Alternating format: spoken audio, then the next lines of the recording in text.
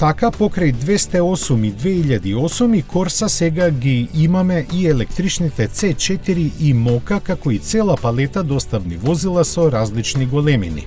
Заедничко решение имаат и корејците.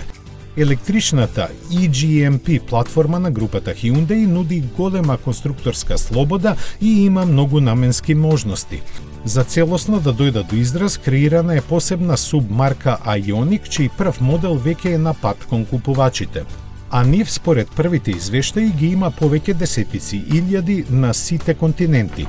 После него ќе следат и други два модела на ова нова марка, а во меѓувреме ќе започне продажбата и на сестринскиот Kia EV6.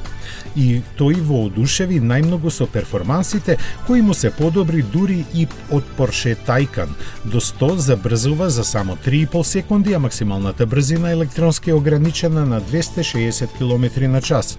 Импресивните бројки ги остварува со комбинираните 585 конски сили од двата електромотора, а при попитомо возење батериите од 77 кWh ќе обезбедат поминување на 405 км.